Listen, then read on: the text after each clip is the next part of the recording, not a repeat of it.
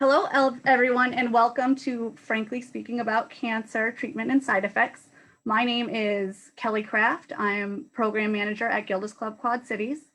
And today we're here with Terry Heldreth, who you'll see in a few slides here, who is a registered nurse at Genesis.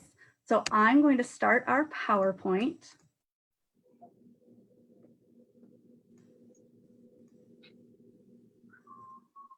And welcome everyone. And so today we're going to talk about treatment side effects. Some introductions. I'm going to introduce myself. Terry will introduce herself. We're going to talk about partnering with your care team, common side effects of various cancer treatments, talk about living with cancer, and then at the end, answer any questions that anyone has. Anyone joining via Facebook today, feel free to ask any questions in the comment section, and I'll make sure that Terry gets those answered. One of the nice things is we have a great Zoom audience live with us too. And at the end of this workshop, they'll be able to ask Terry questions live. And so if you ever want to join any of these workshops live, you can RSVP at gildasclubqc.org/calendar. And these slides, all of our Frankly Speaking About Cancer slides, are routinely updated and medically reviewed. So just letting you know when that was last done. And so one thing we really like to talk about is when someone has been diagnosed with any type of cancer, we like to make sure that people are educated, get support, and have hope and courage. So that's what Gilda's Club Quad Cities is here for. We are here, we're a cancer support community that everything we do is free. We're here to support anyone impacted by cancer. So that's a person with an active diagnosis, that's a person who's outside of treatment, a survivor, that's family and friends, that's the children, anyone impacted. We're here to support, educate, and bring people together. Some cancer support community resources, just to give everyone a few more things to look at. Our cancer support helpline is a helpline staffed by professional counselors. It's Monday through Friday, and it's free. So if you call that 888-793-9355 number, you'll get paired up with a counselor, and they can give resources and help and counsel over the phone. And then there's the Cancer Experience Registry, which we love to talk about. It's a community of people touched by cancer. And it's really, it collects a lot of great data that's used to tell us things that we can do to help people impacted by cancer and policymakers. It's a really great resource. And another program that we have available is called Open to Option. So this is one of our few one-on-one programs. Most of our things are group focused. But this program is open to anyone who's dealing with cancer who is facing a fork in the road in their treatment. So this is a fork in the road in lots of different ways. It could be when you're thinking of starting treatment and you're deciding even that first treatment, you know, am I going to do radiation or chemo, or am I doing surgery first or surgery later, whatever that may be, and you have a decision to make. Open Options can help you sit down with one of our social workers and really come up with your goals for life and your goals for treatment, and make sure that you leave with a page of questions for your next doctor appointment before a decision needs to be made. And you can really, that list of questions can really help you get your thoughts on paper and get your thoughts translated to your doctor. Then our Frankly Speaking About Cancer series, that is what you're seeing right now. It's our education, our landmark education series, where we bring in experts in all types of fields, doctors, nurses, therapists, you name it, to talk about cancer and cancer topics. So I'm going to let Terry take it away. I'm going to make her the spotlight person here, and I'm going to let her introduce herself and talk about what she's gonna bring to the table today. Terry? Thanks, Kelly. So hello to everybody. Thank you so much for joining this presentation. It's always a pleasure for me to get to facilitate something like this, and I love working with Kelly. We work together professionally Excuse me, I have a child that entered the room. You have to go. Nicole. Where's your mother? Go get your mother. Go get her. Okay, well, sorry. Terry, I muted you, so could you unmute yourself? Okay, sorry about that. It happens. That's what happens while working from home right now. So maybe that's out of the way. So I apologize for the interruption, kind of cute. But anyways, so my name's Terry Heldreth. I am a registered nurse. I've been a nurse for 26 years. I currently work at Genesis Cancer Care Institute in Davenport, Iowa. And I appreciate being part of the presentation. So just to go into it with our Facebook audience and anybody else that are members, you can just like do the chat or just enter something. I'm not sure, sometimes everybody's not in the same place. So you might be still receiving treatment. I'm not sure where you are in your diagnosis. Maybe you have received treatment and you're in recovery. So I just want to go through this information. This is more for information that are people that have been diagnosed and are currently receiving recovery. So even though it might not pertain to you, if you're after treatment, then you will recognize all of this and it'll make sense to you. So just to let you know that. And as the slide says, what we're going to talk about is key takeaways. I usually don't read every word on every slide, but this one's important because this is the objectives that we should be able at the end of this course to understand, the questions that should be answered. Kelly talked about it in a previous slide. This is to educate people. Do you want to be knowledgeable about your disease, your diagnosis, your treatment? You want to know as much information as possible. You also at the same time want to learn how to prevent, recognize, and manage any side effects that are going on depending on what treatment you're on, whether it's radiation therapy, chemotherapy, a surgical procedure. You want to be aware of what to expect. And if you do identify something happening, you want to be educated and know what the next step is. Do you need to report that? Do you need to keep track of that? When is it important to share that right away or at your next appointment? So that leads into tracking information about appointments. I'm a visual learner. I take notes. Sometimes it's easy for people to have a planner or a book or a diary to keep all their treatment information in. It's easy to get scattered, and whether you're organized or not during treatment, there's a lot going on. So it's usually easy to keep things in one place, and then you have all the information you need.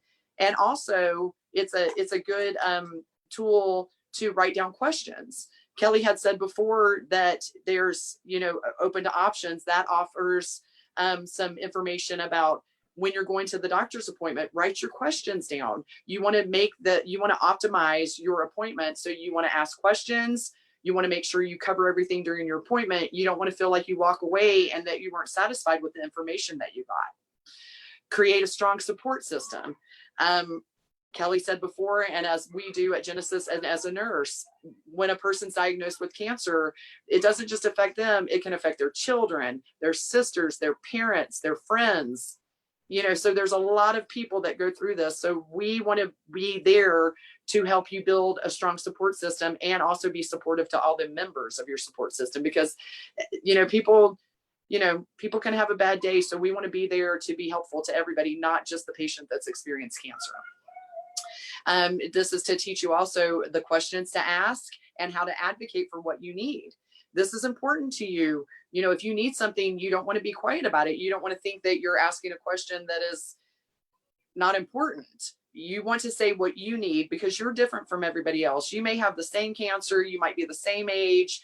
You two females, it doesn't matter. Every person with cancer is a different person, no matter how similar it may be. You're definitely going to, and leading into that, make choices that are right for you. You're not like everybody else. You want to do what's best for you. You're the individual.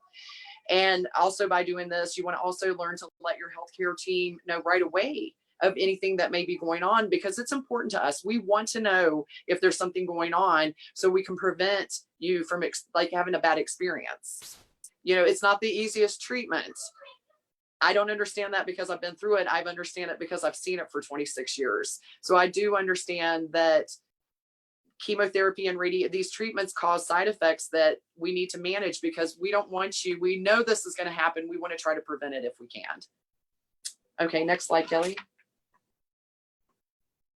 Okay. So depending on where you are with your treatment, you know, we've touched on this. I've said it. I just said it. The cancer treatment, the cancer diagnosis, everything is specific to the individual. People might have different experiences. Some people might receive a treatment for the same type of cancer, but they never experienced certain things. Maybe they didn't have to go for a test at this certain time or date. Sometimes when you talk to other people that have the same diagnosis or the same type of situation, it gets confusing because people think that it should be exactly the same for each person. That is not true at all. Whether it's psychosocial, financial, medical, spiritual, everybody is an individual and should be treated specifically as an individual. So don't ever think because somebody tells you they've been through it that this is the way it should be. Just remember you're an individual, and you know, you need to assist your healthcare team to help you manage things that are particular to you. Different treatments cause different side effects. You know, there's some treatments that I'm involved in administering that cause hair loss. There's some treatments for the same type of cancer that don't cause hair loss. It just depends. The big things we like to look for is managing physical symptoms like nausea, vomiting, loss of appetite, anything physical that may prevent you from continuing on in your treatment, because it's important to receive the treatment to fight the disease. And it's important to know your individual treatment plan and how that applies to you. As I said before, it might be the same plan for somebody, but it doesn't cause the same symptoms. It's whatever you experience. It's specific to you. It doesn't matter what necessarily happens to somebody else. It's important what happens to you. Next slide. So I'm going to talk a little bit more about partnering with your healthcare team. And like I said before, about keeping a journal or just a pad of paper or something that's specific to your treatment. If you get a treatment once a week or once every 2 weeks or once every 3 weeks, that's a lot of time that's passed. You might not see your doctor. You might see your doctor once a month and get your labs drawn once a month. That's kind of a lot of time that's elapsed since you've had the experience of how you felt a few days after treatment, which may be kind of crummy. So what I encourage, and I think what works well for people, is to take notes. If you take your temperature, write it down, write the date down. That's what I do as a nurse. We have a saying in nursing, if you didn't chart it, it didn't happen. So if you're going to do the task, you might as well take credit for it. If you take your temperature a few days after treatment just to monitor to make sure you're not running a temperature, which you could, write it down. Then you can share if there's ever anything out of the ordinary. You could say, hey, you know, one day after my treatment, I wrote down, I had a lot of nausea. And I took my nausea medication and it got better. Or I took my nausea medication and nothing happened. You want to keep notes of that, because depending on how that works out, you may need to call us.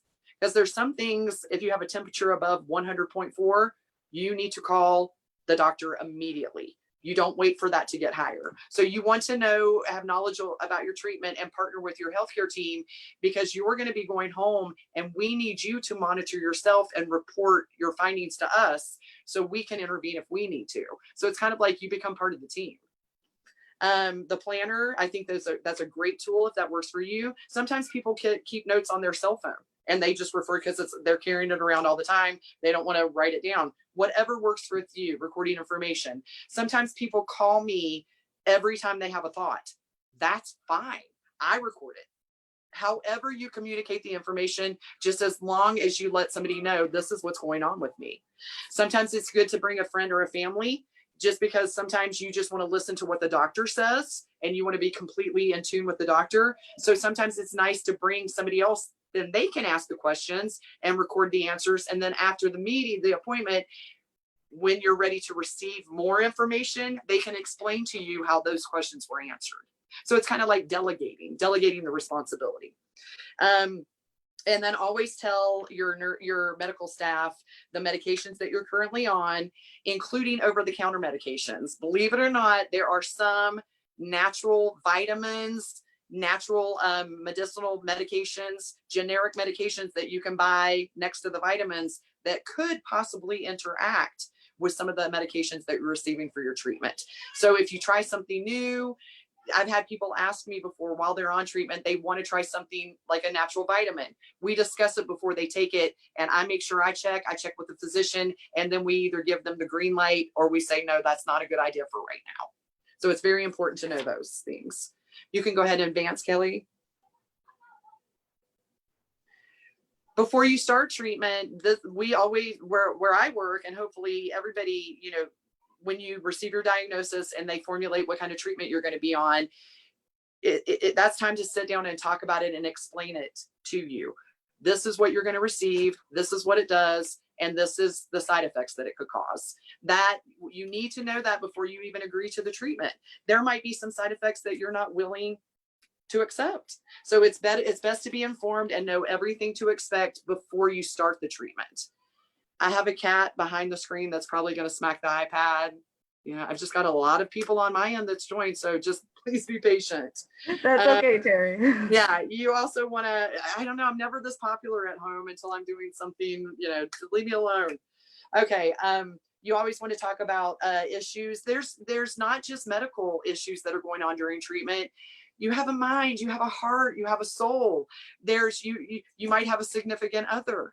Treatment can affect things in your social life, in your financial life, in your spiritual life.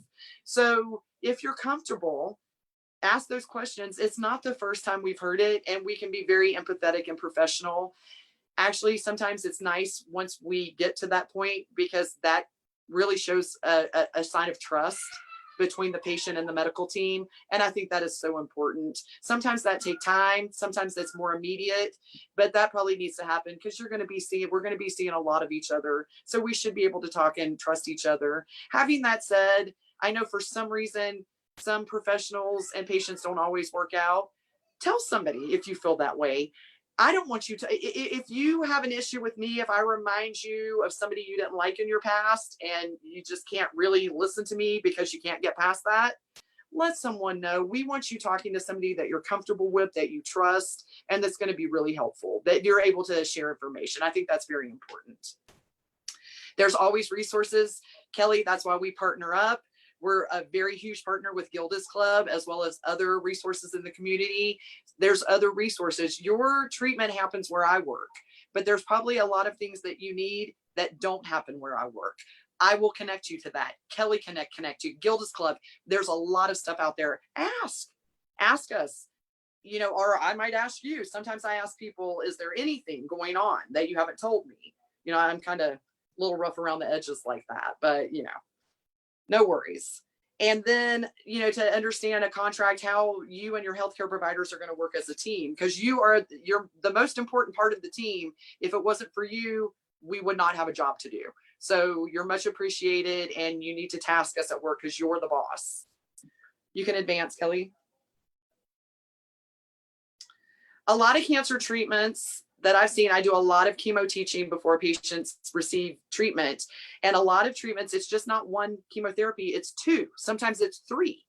Sometimes it could be many days in a row. Sometimes it's just once a week. It just depends. So there's different combinations of treatment. Not everybody is the same.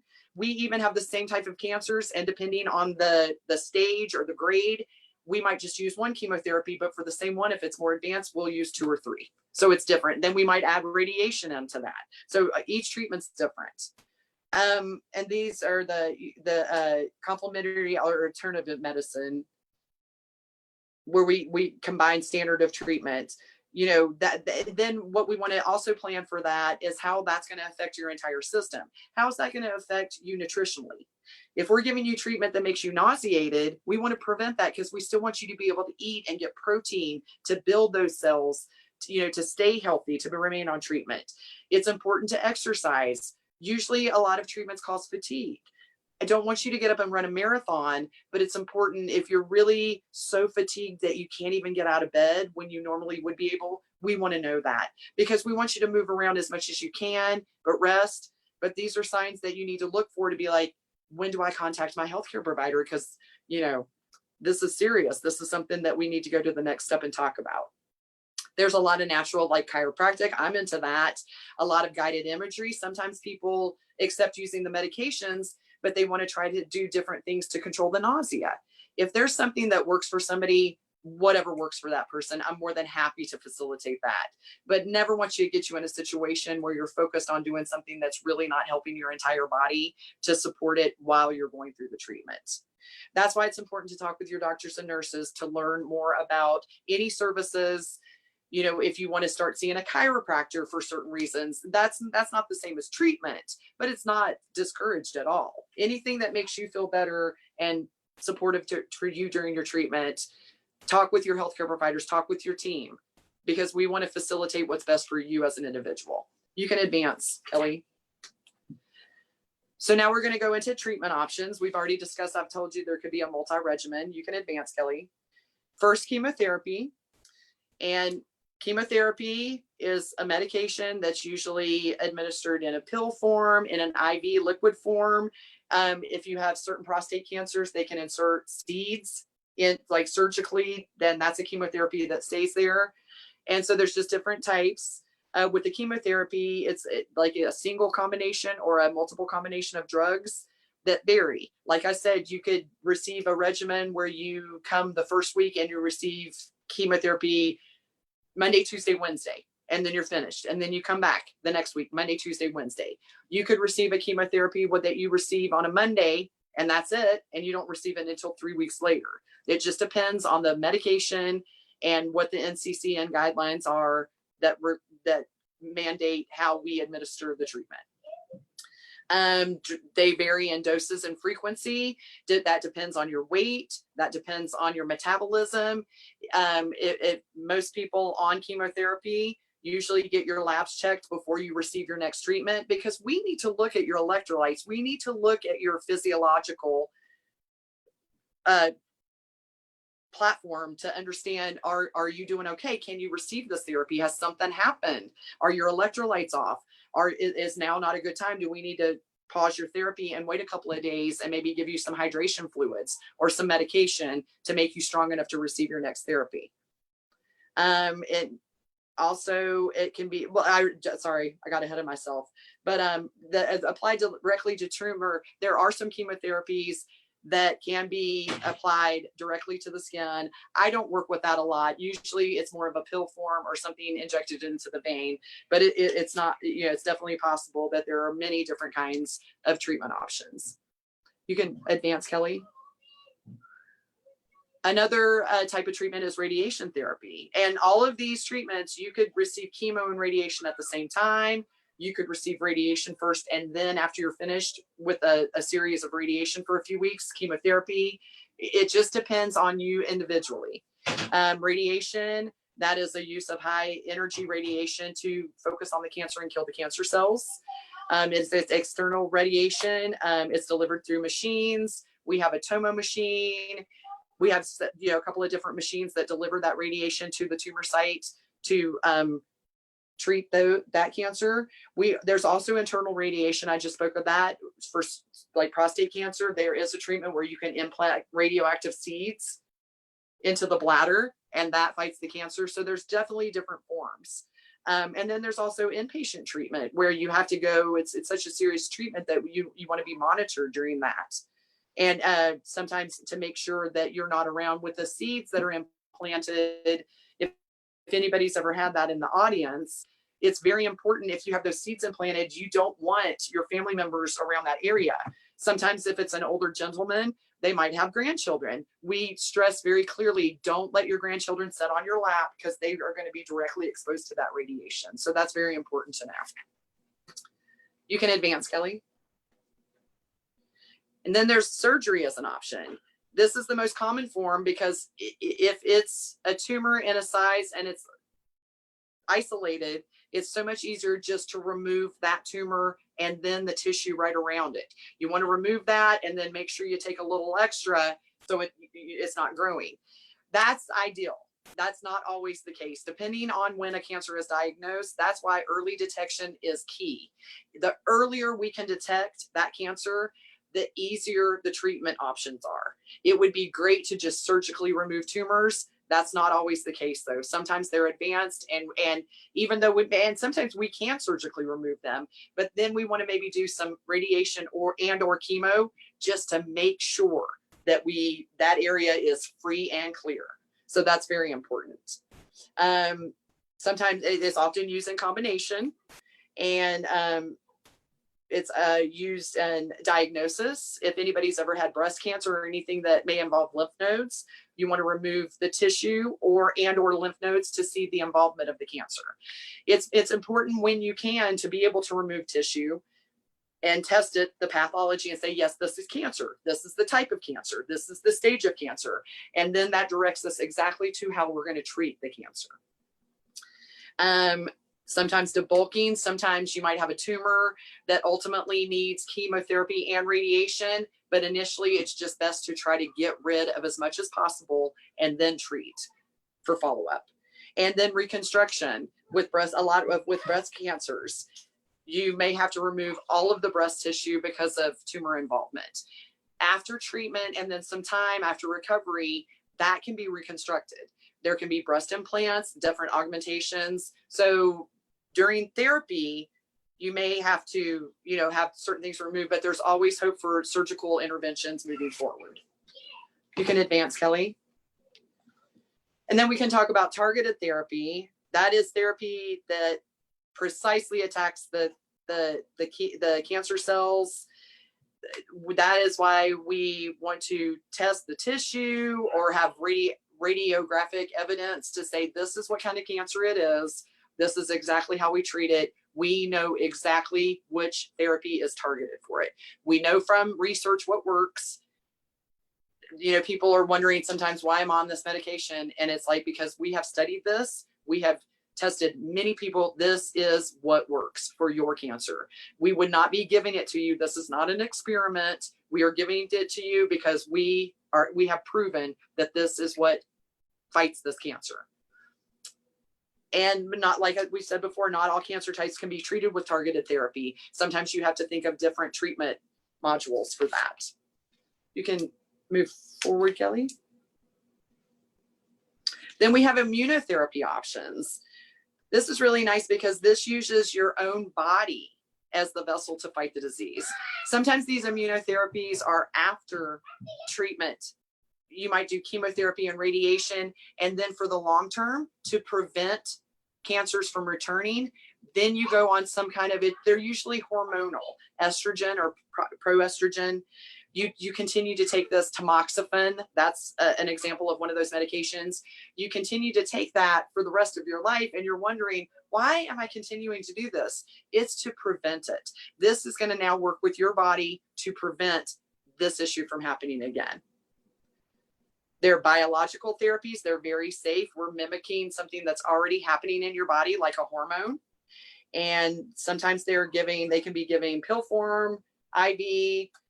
Usually in this time of day, we figured out if something used to be available in a pill, we do try to make it more convenient. We do not want you sitting in for 6 hours a day getting a chemotherapy through an IV. We would love to make it as convenient as possible. I love to know now that we have pumps that we can send patients home on, so you don't have to be in the hospital for 3 days. You can just go home with this pump and receive it over time, and then just come back in a couple of days and get the pump removed. You have a life to live. We want you to have the best quality of life. And then this immunotherapy can also be used at the same time with chemotherapy, radiation therapy, or surgeries. You can advance, Kelly. Now to talk about other options to care. There's lots of options. There's chemotherapy, there's radiation, there's surgery. There's things where you want palliative care. Maybe you don't necessarily want to receive the treatment, but you want your symptoms managed. You don't want to be in pain. You don't want to be nauseated. You don't want to be tired. You still have other needs.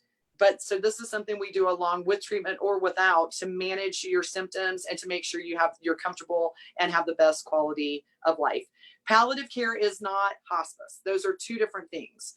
Palliative care is where you could still receive treatment, and if you have a tube feeding, or if you need oxygen, or if you need pain management, that is included. Hospice is the next step where treatment's really not working so well, and it might be a good idea to start to venture like pain management and symptom management, to just comfort care, so you can be with your family. You don't have to go to all these appointments and do all this treatment. something that's a little more comfortable, but those are two completely different things. And I would understand if there's questions about that, if anybody wants to chime in now, or if you want to save it till the end. I just want to allow some time for that, because for a long time, people have thought those things are the same. Palliative care and hospice care are the same. And that is not true. That's a myth. Yeah, Terry, this is Kelly. We talk about that a lot at Gilda's Club. And one of the big things that a big misunderstanding about palliative care is, again, that it is the same as hospice, whereas palliative care can be used alone or alongside the treatment that you want to use. Yes, and that's very important. So hopefully, sometimes you hear information, whether it's on the internet or from a friend. Just be careful the things that you hear that might be a myth. And I think that would be a great question if you don't understand, or even if you do understand, to clarify that with your healthcare team, because that's not the truth. Those are two completely different things, and it's important to know the difference. Okay, you can go ahead and advance, Kelly. So some common side effects, you can advance again. Whether you're in the beginning of treatment, you've underwent treatment, you're going through an additional treatment, or you're not in treatment at all, these are things to expect. They should be gone over before you receive the medication. Anemia and bleeding, red blood cells, you want to stay nourished. You want to make sure that some chemotherapy can cause cardiovascular, or they can be strenuous on other systems of the body. So we monitor that. Some of the most common: constipation, diarrhea, sores in the mouth, fatigue, lack of appetite, nausea, vomiting. Those are some big ones. But they can also, and then the other things that we check with your lab work, even though we might not talk a lot about it, we're checking your blood counts we can check for anemia that's why you get labs. The anemia, the bleeding, the infection, liver problems, those are things that we can look at when we take your labs and look at the results. We can see exactly, we monitor what those are. The other things are things you're going to tell us. Are you losing your hair? Do you have diarrhea? Do you have constipation? Are you having pain? Those are things that that part of the team, we can look at your lab work and make a lot of determinations, but there's a lot of things that we can only get that information if you tell us. So that's why it's very important to communicate with your healthcare team and let us know what your symptoms are, because we've got a solution for that. And we don't want you to experience that because you don't have to. We already knew that it's likely. We would prefer, and I'm sure you would as well, not to experience that if you don't have to. You can advance, Kelly. And just to go a little deeper into some of the major ones, fatigue, that is the number one. If you're receiving any type of treatment for cancer, you are probably going to experience fatigue. It is more common than nausea, vomiting, hair loss. It is pretty much guaranteed. That means when you're receiving treatment and a couple of days after, you're going to just want to relax. Don't want to overdo it. Ask people for help. If you overdo it, it's not going to work well. You're going to extend your recovery. You might even extend it into when you're due to receive your next treatment, and it might prevent you from receiving your next treatment. We don't want to do that. We want to keep moving forward. You want to keep moving forward. You don't want this to last any longer than it needs to. So give yourself permission to rest and relax. If the yard needs to be mowed, we'll plan together and identify somebody to mow the yard. You need to rest. You need to do this now. The time is now to this treatment. We do not need to delay it. You need to take time for yourself and make sure you're rested. We can advance. It's important though too to still, when you can, take a couple of days for recovery and rest, but then when you're feeling a little bit better, if you want to take a walk, you got to move around. You can't sit down and lay down while you have cancer. You still, if you can, and you should be able to, if you're not able to move or do anything, you need to report, because that is severe fatigue and we need to address that. Try to get sleep. Try to keep your schedule as much as possible. Take some naps during the day, but try to sleep during the night. Try not to get your schedule flip-flopped. Just try to maintain. Try things too for relax. When you're relaxing because you're fatigued, do things, some people like me, I don't like to sit still for very long. If somebody tells me I have to relax for 24 hours, that might not work well. So I might need to do things on my mind, like meditate, calm down, relax. It works really nicely with me if I try. So it's not always easy, and then always talk to your team and ask them, are there different things I could do? Or are there things that could work for me? You can advance, Kelly. So the anemia, infection, and bleeding, these are all the things that we see in your white blood cells and your red blood cells when we do your lab work. You need your white blood cells to fight infection. If they're too low, it's not going to fight infection. We call that neutropenia. Then we have medications for that, though. We have Neulasta, Neupogen. That might be familiar to some of you. It may not, but that stimulates your white blood cells to grow in your bone marrow. So we can fix that. If it's your red blood cells or your platelets, we can do transfusions, or we can do certain drugs, you know, like an injection of Poetin. There's certain things we can do. We can fix that. Platelets, it's really important that you being the patient, being part of the team, take your temperature. By temperature, we can see if your white blood cells are going to be off. So you're helping us prevent something worse from happening by reporting that. If your temperature is 100 or 4.4 Fahrenheit or above, you need to call your healthcare team right away. We do not want it to get any higher. Treatments are different. Like I said, we talked about the bone marrow, and then the CBC, that includes your electrolytes, your red blood cells, your white blood cells, all kinds of things that shows us where you're at and if you're ready to receive treatment or if we need to do something else to support you so you are ready for treatment. You can advance. Anemia, that can, you don't even have to be going through chemotherapy treatment to have anemia. That's a very common disease for women. That just means they don't have a lot of iron in their blood. We can do iron supplements if you're showing signs of edema. When your red blood cells are decreased, that means you don't have a lot of oxygenated blood going through your system. When we breathe, the oxygen goes into our lungs, and then it crosses over with the blood and puts oxygen onto our red blood cells. That flows through our body, and that's how we have oxygenated blood. If you have low oxygen in your blood and you're sitting down and you go to stand up, you could feel dizzy. You could pass out. Your blood pressure could bottom out.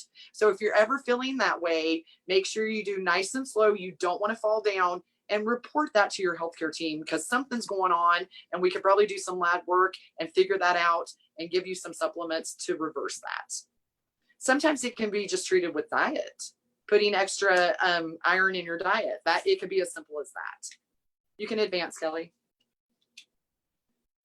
Big one, another one, infection. That's why it's important to take your temperature. That is the telltale sign. Another thing is we can take your CBC, which has your white blood cells on it, and we could see, depending on your white blood cell count, if it's too low, then that's a sign of infection. We're going to want to get you on antibiotics and or some white blood cell stimulating.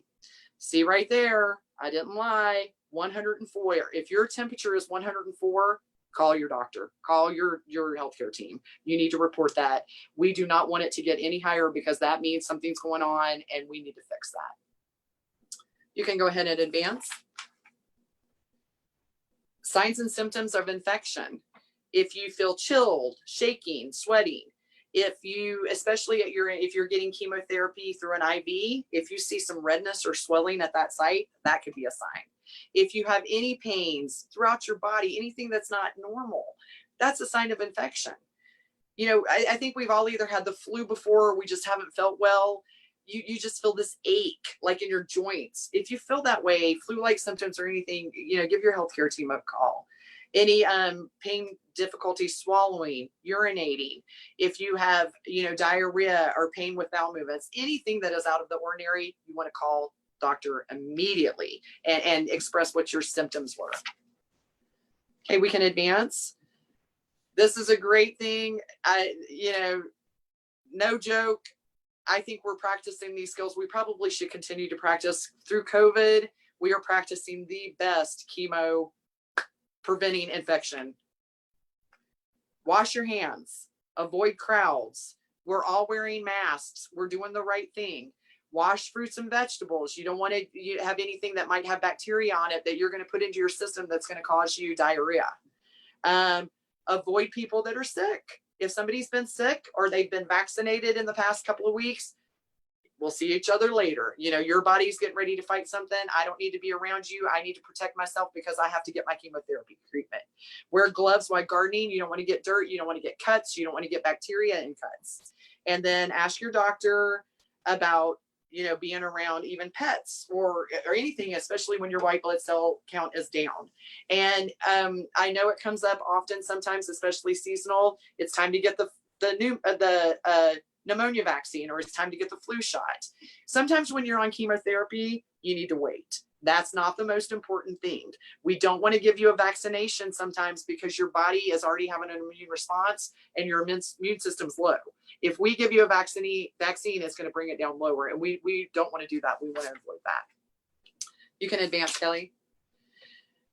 Bleeding, the red blood cells, that's one thing we can monitor by doing your CBC and looking at the red blood cell count. We will know by that count if there's something going on inside, if you might have a bleed, or if there's a blood clot or anything like that. So we always monitor for that. Some regimens of treatment can cause these things, so we automatically look for them. We expect to see that because we want to prevent it. Always check when you're taking Tylenol, aspirin, anything that could cause extra bleeding. You want to prevent that during times of treatment. You can advance. Your gums or any soft tissue, you want to be very careful with that. You want to, to prevent bleeding, you want to use a soft toothbrush, avoid sharp things like toothpicks. If you're shave, maybe you want to use an electric razor, or avoid shaving. Just don't use something sharp. Don't increase the opportunity for you to get a nick or a cut because you might bleed easier, and we want to prevent that. Avoid constipation because the pressure in that soft tissue could cause bleeding. So you want to prevent bearing down. If you feel constipated, it'd be best for you to talk to your healthcare provider. You can get an over-the-counter laxative or stool softener that will prevent that, because bleeding from especially gums or soft tissue areas, it's very difficult to stop that bleeding. So we want to avoid that. And like I said, if your platelet counts are very low, you might have to have a blood transfusion just to make sure your counts rise. You can advance, Kelly. Pain is a pretty common side effect with cancer treatment and cancer. It doesn't always mean that it's getting worse. It can be a side effect from some of the medications. So you always want to report your pain. If it's worse than usual, we want to try something. Sometimes your pain can be so significant that Tylenol or ibuprofen is not the answer. Sometimes we might have to use opioids or narcotics. That's okay temporarily while you're experiencing that. That is not a cause for addiction or tolerance. It is relative. If you're having pain and we can prevent that during treatment, we should follow that goal and try to prevent it. We want you to have the optimal experience. You can go ahead and advance.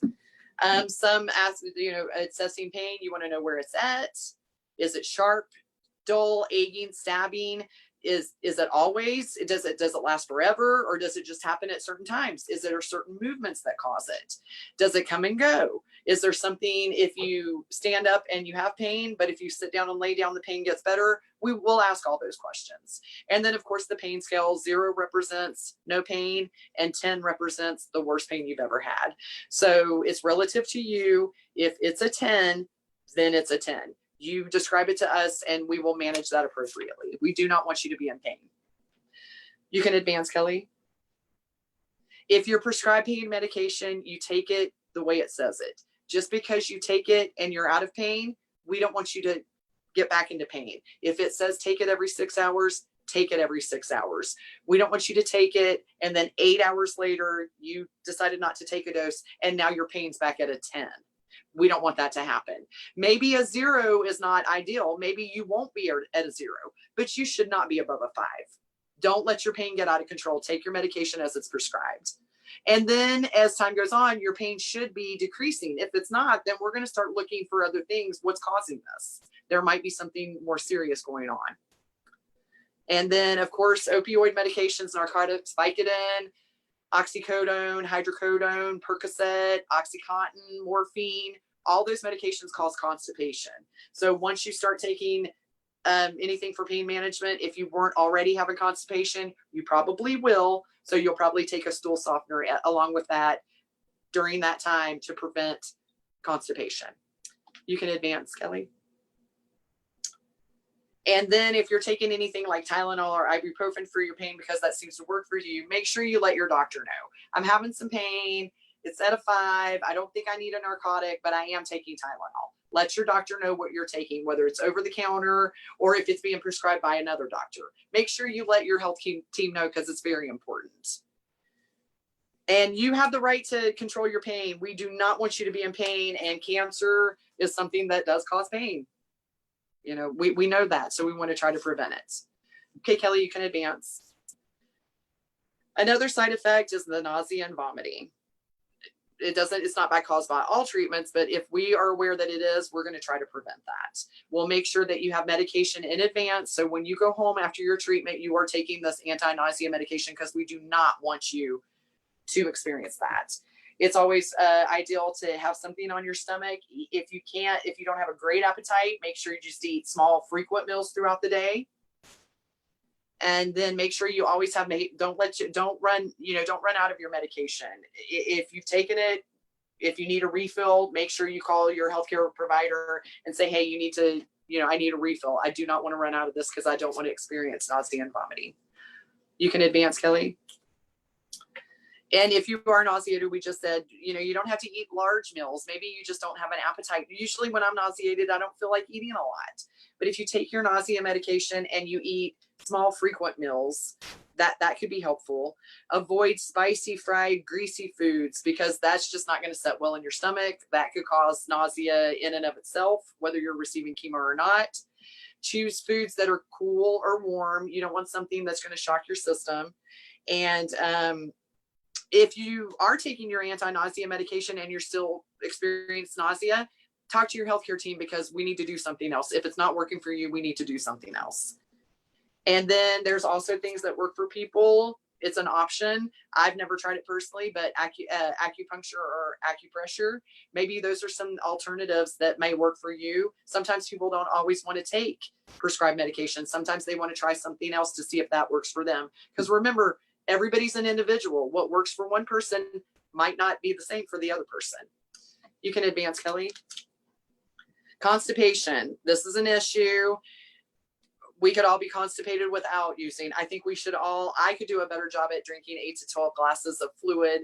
It says water, but I'm not a big water drinker all the time. I think you can only drink so much water as long as you're drinking fluid and being hydrated. It's really good. If we did that, we could probably avoid constipation, period. But especially while you're receiving treatment, radiation, chemotherapy, and usually even surgery for cancer. Afterwards, you're on some kind of pain medication, which causes constipation.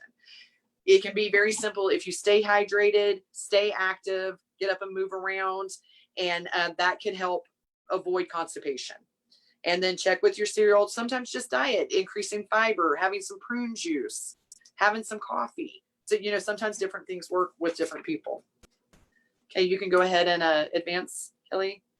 And then the other side of that would be the diarrhea. Chemotherapy can cause that. Call your doctor. If you're experiencing 3 or more episodes of diarrhea in a 24-hour period, call your healthcare team. Something's going on. You're going to become dehydrated, and we want to prevent that. Ask your doctor before you take any medications. There's different medications out there. Some we don't want the pendulum to swing too far in the other direction. We don't want you to have diarrhea and then take something that's going to cause you to be constipated. And now we're just going back and forth, and we don't want to do that. Drink plenty of water.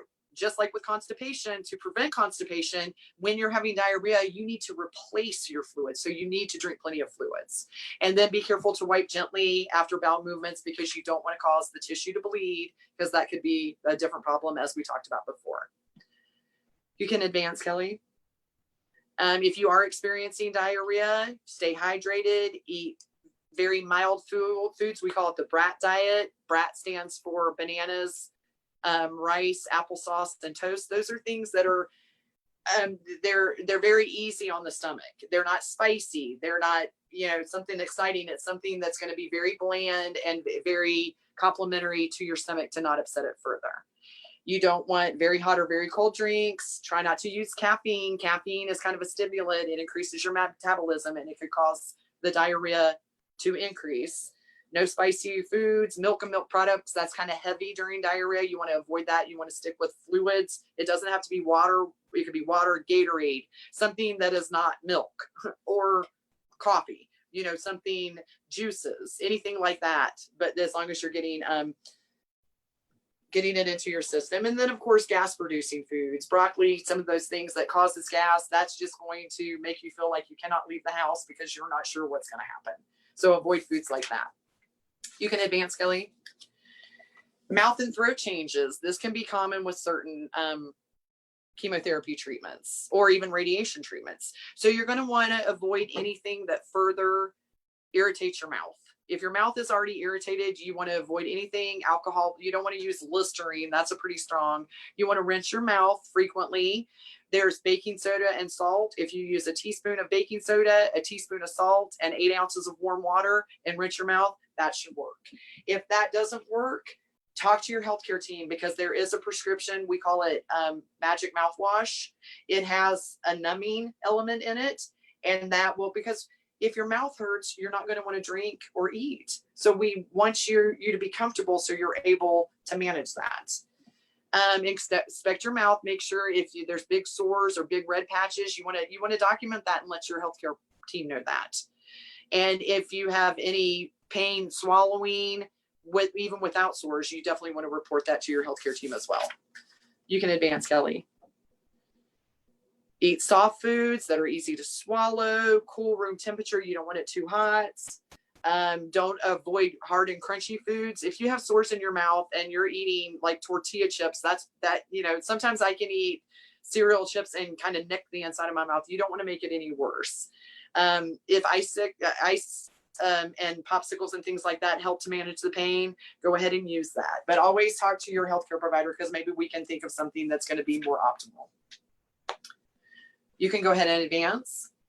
Sometimes the treatment regimen is called dry mouth. Just make sure you should be drinking water throughout the day. So sipping water should be something you're already doing. Sugar-free candies are things to cause your mouth to be moist. You don't want it to dry out. And then, of course, talk to your doctor about saliva substitutes. We do have things that you can put in your mouth and it will cause more moisture in your mouth. And then where you're eating things, eat things that you don't really have to chew up, things that are easier to swallow. You may have changes in taste or smell temporarily while you're on treatment. That usually you might say, oh, I used to love this specific type of food, but now that I'm on chemotherapy, I cannot stand the smell of it. Those things usually resolve after you're finished with treatment. So just try to choose something else that sounds good to you, but it's for temporarily, maybe you like Coca-Cola, but when you drink it, it tastes like metal. That could be normal during your treatment, but that always resolves once you've completed treatment. So just in the meantime, just try to choose something else that is appealing to you or something you can tolerate and that tastes good. You can advance, Kelly. Hair loss. This can be common with certain platinum chemotherapies, and it doesn't happen with everybody, but it could. It's usually temporary. It's just during treatment. And it usually it starts to grow back a few weeks or a couple of months after treatment has resolved. If you know that's going to happen, it might be best in your situation to plan to go ahead and get a wig or to have some kind of plan. If you don't want your hair to fall off, sometimes people are proactive and they just go ahead and shave their head. But if you definitely want to keep your head covered, whether you get a prosthetic wig or anything, especially in the summertime with the UV rays from the sun. Your skin will be very sensitive when you're on treatment. You want to protect it. Sunscreen, cover as much as you can, and don't spend a lot of time outside. Even when it's cloudy, even in the winter time, the sun still produces dangerous UV rays that will affect your skin because your skin is more sensitive than my skin if you're receiving chemotherapy. At Genesis West, we do have a wig bank. It's free. There's many choices. We have other resources. We have a stylist that has her own salon that offers her services for free. She has a selection of wigs. All you need to do, if you call Gilda's Club, I'm sure they're aware of it. So there are resources in the community free of charge that will support you in head coverings if that's what you need. And then some insurance companies do either cover the cost or a portion of the cost of wigs because they can be very expensive if you purchase them on your own. So make sure you check with your insurance companies to see if you have any benefit toward that. You can advance, Kelly. If you don't want to wear a wig, you know, sometimes they can be itchy and uncomfortable. Scarves, hats, turbans, anything, something to protect your head. You really need to protect it. Wear sunscreen, even if you are wearing a hat. Put the sunscreen on first, then put the hat, the scarf or something on. You'd be surprised how the UV lights can penetrate material. I have gotten sunburned before through clothing. It's not fun and you would not expect it, but you just need to protect your skin. Satin pillowcases. Sometimes people, when they first lose their hair, their scalp is kind of sensitive. Just pick some material that works for you. If something's irritating your skin, change it to a softer material even with pillows or anything. It can make you feel, I mean, you're losing something, you know, that's kind of your style. You know, sometimes people's hair, it's, you know, they're very prideful in that. And I mean, some people have great hair. So, you know, I can't tell you how to feel, but it is a loss of something that belongs to you. It should and will grow back, but in the temporary, there can be a lot of creative ideas that you can do. Maybe have fun with it. I've seen people that have hair prosthetics or wigs, and I could not even tell. It was so amazing. I was like, oh my gosh, I thought that was your hair. So anyways, you know, it is a psychosocial issue. You know, try to talk about it, talk through it. You know, I can't tell you how to feel, but it's hopeful that you can reach some, you know, comfortable area to where you're not embarrassed. It's not your fault. It's the medication that you're given. So, you know, definitely be prepared for that. That would be not abnormal to grieve the loss of your hair. And let's see here. We can move forward. Nervous system changes during treatment. Neuropathy. Sometimes there's certain chemotherapies that cause you to have numbness and tingling in your hands and your feet. That is usually temporary and lasts during treatment. After you're off treatment for several weeks or a couple of months, that should resolve and you should regain that sensation and not feel the numbness and tingling. Be careful if you do have numbness and tingling, because that means if there's something that's hot and I touch it, ouch.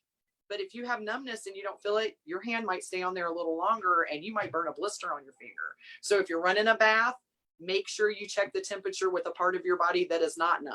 Make sure you know, is it too cold? Is it too hot? When you're putting shoes on, if your toes are numb, what if you have a tack in your shoe? Make sure you check your shoes and make sure you're diligent, because you have a decreased sensation in your tissue. And if you hurt it, and you might not feel it like you would normally feel it because of the numbness. So be careful. You don't want wounds and stuff. Cautious with cooking because of temperature, and try to be careful with falling and whatnot, because, you know, use the handrail, use a walker if you need to temporarily, because if you fall, you know, you could have a head injury, you could break a bone, and we just want to avoid that. And, you know, sometimes you could get dizzy just because of your chemistry count. So always be careful when you're getting up and walking around. You can go ahead and advance, Kelly. Cognitive changes. These would be changes with your memory. I don't know if anybody's ever heard of chemo brain. It's actually a real thing. You know, you just maybe start to become forgetful or not as organized, or it's just difficult to manage things. Ask for help. Ask family members for help. Ask your healthcare team to come up with a plan. You can delegate things to us. We can keep you on track. You can say, I have trouble remembering these things. I will call you and remind you, or somebody in your healthcare team will make sure that you're on track during your treatment, because it's very common to have those changes. Try not to take on too much. Just do a little bit at a time. You're on treatment at this time, so you should rest. You should relax. You just do your treatment. That's your job at that time. You can delegate other tasks out to people. Okay, you can go ahead and advance. Sexuality and fertility. Some chemotherapies are, you're definitely, while you're on chemotherapy, you're encouraged, if you are sexually active and if you are within childbearing age, to use double forms of contraceptives. Chemotherapy is dangerous to a fetus, so therefore you do not want to get pregnant. But then also on the other side, you can have a loss for sexual interaction just because of the hormonal changes that it causes to your body. The hormones are affected. That can cause erectile dysfunction. It can change fertility during treatment. You know, these things can happen. So, you know, the dryness in you know, vaginal dryness, or even early menopause because of certain introductions of hormone therapies, the immunotherapy. These are things that happen. Discuss that with your healthcare team. Try to understand it. Understand if it's temporary or if this is going to be something long-term. And then depending on your age and your childbearing years, maybe this is something that isn't quite that important to you. But if it is something, talk about it. That's a psychosocial issue. And it's very important for the whole body to have a rhythm and a balance. These are things that are just as important as other things for the human. You can advance. If you are in childbearing years and you are sexually active and you're receiving chemotherapy, talk about birth control. Like I said, you're going to want to have 2 forms, whether you're a male or female. You know, that could be an oral contraceptive and then, you know, or abstinence. You think of a plan that's going to work for you and your partner. There are specialists in the areas if you would prefer to be referred to talk to somebody that has a little bit more experience with that. And then always be open into new ways to discover new ways to feel intimate with your partner without being sexually active. You can advance, Kelly. Sometimes there's certain treatments depending on your age. It may, especially with breast cancers or ovarian cancers or some type of, or even testicular cancer. If you're at a younger age, but you did eventually want to have kids, you might want to talk to a fertility specialist prior to receiving treatment. Women harvest their eggs. Men can donate, you know, bank their sperm. So that way, even though you go through chemotherapy treatment and it might deem you sterile, you still have options to, at a later time, to have children. You know, so sometimes there are people in their early 20s, late 20s, early 30s, and they're afraid because of the treatment, it's going to make them sterile and they want to have children. That is still a possibility. That is something you want to plan and you want to discuss with your healthcare team, because you don't want to receive those treatments prior to making those decisions and those arrangements. Okay, insurance companies, that they're starting to really get on board with things like this. These are medical issues that they would have been avoided if it wasn't for the cancer. So these things need to be incorporated in the long-term goal. If something makes you sterile, that is not your fault.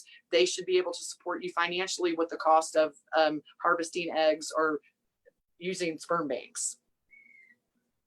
And then there's always adoption. Those are alternatives. Surrogacy, adoption. Those are always options too to having children. You can advance, Kelly.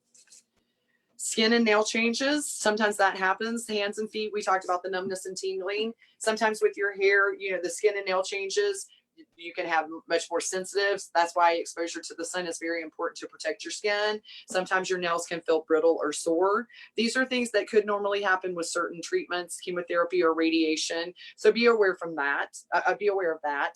And then just make sure you manage that, and just know any of these symptoms and side effects that happen during treatment, usually once you're off of treatment for some time, for, you know, a few weeks or a couple of months, you resolve and everything kind of comes back to a normalcy. But always report anything to your doctor and healthcare team. You can advance, Kelly.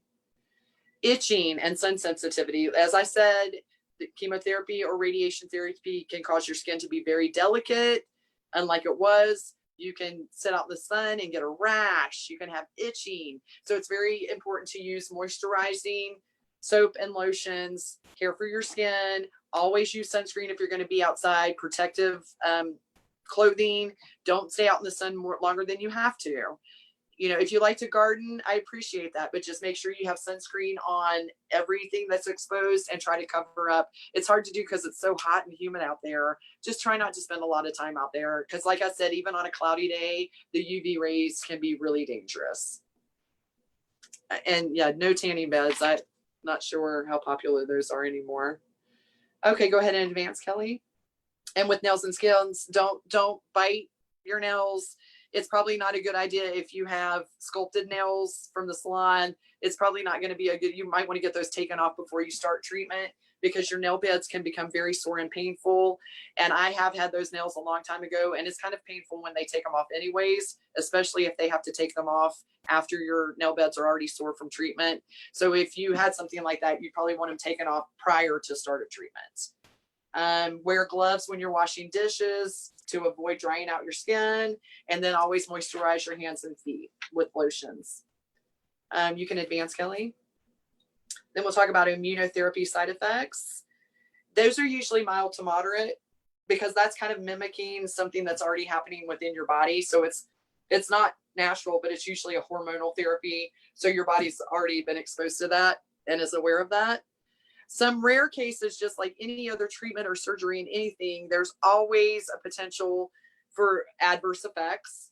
So you know, if you have any like anaphylactic throat swelling, any something that is causing, you know, that is way out of normal for you, you're going to want to report that.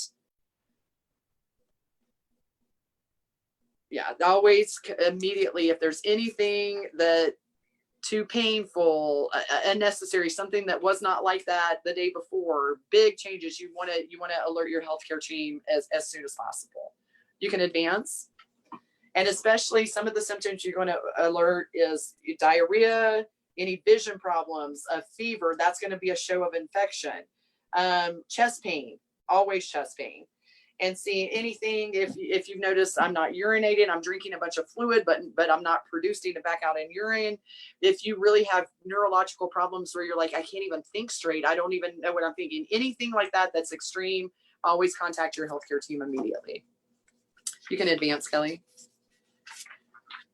Then we're going to talk about living with it. I mean, you know, outside of the treatment and the side effects and all these things are going on, there's still the days in between your treatment where it's not a treatment day. This is not a treatment day. What am I going to do today? So let's talk a little bit about living with cancer. You can advance, Kelly. So it can be very normal, any grieving station or stages. You just don't feel hopeful. You feel like this cancer is in control of you. What's going to happen? You know, am I going to be isolated? Am I going to choose to be by myself because I don't know what to say to my friends and family members and they seem scared and uncomfortable? So these are very real things that can happen. You can advance, Kelly. Don't ignore it. Don't talk about it. You can find somebody to talk about, whether it's a friend, a support group, somebody at Gilda's club, somebody on your healthcare team, somebody. Just talk about it. People, your healthcare team can help if you're unable to support your family members and friends and let them know this is going to be a normal behavior. They expect these things from your person with cancer. This is something they're going to go through and they really can't help it. This is a normal process through treatment. And that's okay. And it would be temporary if not. And then we can always facilitate counseling or anxiety medication or things like that that'll help you better manage your social situations with your family and friends. Like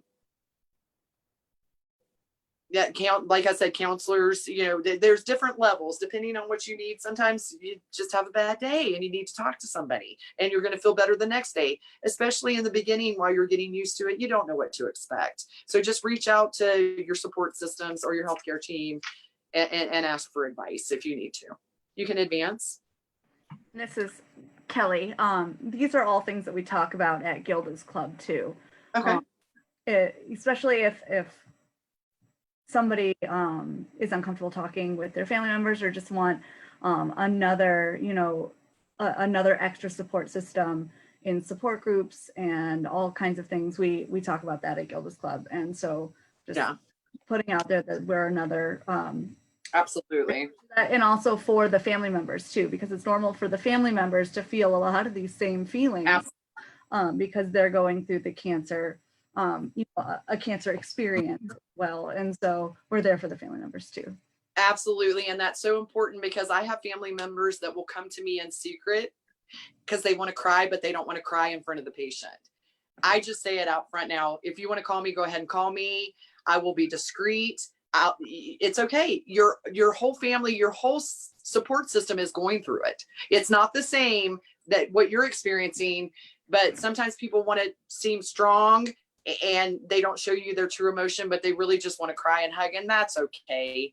You know, whether they're comfortable doing it or not, there's definitely someone for everybody that's going through it. So family members and friends are always welcome to reach out for support too, because the more that we support the support system, the better they're going to support you. So we want to be very much part of that. With this slide, sometimes about journaling, if you're going to, you know, these are things to offset that. You know, if you want to write down certain thoughts that you really don't want to share with other people, that's healthy just to still, you know, regurgitate, get that out. Take care of yourself. connect with your spirituality, do certain exercises or meditation. It's a great time to spend time on hobbies, you know, because you're supposed to be relaxing. You're not supposed to be overdoing it. So if you're able to, if you enjoy music, if you enjoy watching movies, try to tap into something that, since you're ordered to rest and take it easy, try to find something fun to do. Binge watch, you know, I don't know, whatever you enjoy doing, try to find something that you enjoy. You can advance, Kelly. Be empowered, set goals. It's the future. You would not be on treatment if the treatment has a huge potential of working. This isn't the end. If you want to go on vacation in the summertime, still plan for that. You know, if you like to start early shopping for Christmas, do that. Don't be discouraged and cut your plans off. Live as normally as you would every day. Take care of yourself and rest and take care of yourself during treatment, but don't discount what your future holds. You still have a future, you know, and I love to hear about people's plans about, when this is over, I'm going on vacation. I think that's wonderful. And I always love to hear about their vacations when they return. It's always just so happy. Yeah, just be empowered, take action, ask for help. Don't do it alone. There's so many people out there that want to be supportive. You can advance, Kelly. A couple of things that are kind of important. This is important. I did this. I took a trip abroad about 10 years ago to a different country that I spent a long time at. I got a living will and a durable power of attorney because I was just traveling. You know, I was in my early 30s. You know, there's something, but especially, I think this is something that we should all have in place, but especially if you have a diagnosis of cancer, this is something just to go ahead and file and get out of the way. It makes you're probably going to live a long life, but this is something that you already will be able to take care of. Your healthcare team can help you with that. I've done this many, many times. It's just something to get off the table, to get it off of somebody's list so they can move forward with treatment. And then it's something that they have in place moving forward. It's kind of just like a checklist. You can advance.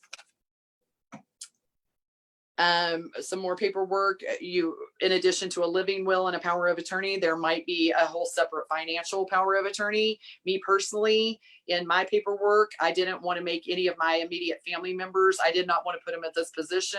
Sometimes that can be a position where it causes bad relationships between relatives. So I made sure that there was a non-family member that's in charge of that. They are all aware of it. They're not, it's just like, don't even worry about it. Don't even get upset about it. I don't want to put that burden on my immediate family. You want to make your code, it's called your code status. Are you a full code, which means if you have a cardiac event or a respiratory event, that means that you would get CPR or whatever necessary life-sustaining measures. If you don't want that, you just need to make that clear. I am a full code, but there are certain things that I've said, if it gets to that point, I don't want, you know, artificial feeding, you know, certain things. So just make sure when you have a chance to plan for that, go ahead and make those plans. And then designate, you know, any belongings, any specific things. I've got that pre-regimented out in my guidelines. And I think it's just it's a smart idea. It's something to do to prevent others from having to take on that heavy load. Okay, well, I'm getting ready to pass it on to Kelly, but if anybody has any questions or comments or stories that you want to share before I pass it to Kelly, please feel free. Either you can enter it in the chat or you can unmute yourself and share with the group. And the nice thing about being on Zoom is if anybody is on Zoom and doesn't want to say something that the Facebook audience can hear, we'll have an opportunity at the end to have an open discussion without the Facebook audience. And so I'm going to make myself the spotlight person. And just to add on to what Terry said about all of the advanced directives, one way to think about it, I know some people think that putting these things into place is having a morbid conversation. Think of it, I mean, we should all have these things in place, no matter our situation. And you can think of it as kind of a gift to your loved ones in case something were to happen, and not having all of your wishes on paper, and having already discussed them so that if something were to happen, your loved ones don't have to make those decisions for you. Just some cancer support community things again. We have our cancer experience registry. I think I talked about it a little bit at the beginning, but it's a really cool tool. It's a research survey that gains some data from people with cancer and their caregivers to really inform medical professionals and decision makers about what you guys are going through. And it's a confidential and secure option too. This is just a timeline of like what years the different cancer experience registries got started, because there's kind of a different one for each cancer type, which is pretty cool. And they're adding them all the time. And if anybody's interested, here's the link to join. It really doesn't take all that long. There's an informed consent piece, filling out a survey. And then you can kind of set up your own personalized page and find more education resources and surveys. And our grassroots movement, if anybody's ever interested in advocacy, advocacy sounds like this big word and things that are hard to do. Advocacy takes a lot of different shapes and sizes. And if you're interested in making your voice heard, going to our advocacy, our grassroots movement site can get you up-to-date information. You can be part of the Cancer Advocacy Network and figure out ways that work for you to make your voice heard. We also have our My Lifeline. This is a great tool for anybody who has a cancer diagnosis. It's a really good way to keep people in your life informed in what's going on. I know we all have like phone trees and things like that of keeping people informed. This is one place where you can give updates, have discussion boards, and also a really cool piece of it is care coordinators. So like say you need people to bring you food because you're getting out, maybe you had surgery and you're getting home and you're not gonna be able to cook for a while because you're recovering, and you want some help with some meals, you can help people sign up and coordinate some of that care for you. And it's kind of a one-stop shop of like keeping your loved ones informed and involved. And then I'm just checking our Facebook and seeing if there are any questions, and it doesn't seem like it. So I'm going to stop our share, but I'm still on Facebook Live. I just want to thank everyone who joined via Facebook. And again, if you ever want to join us via Zoom, it's gildasclubqc.org/calendar, and we'd love to have you. Thanks so much.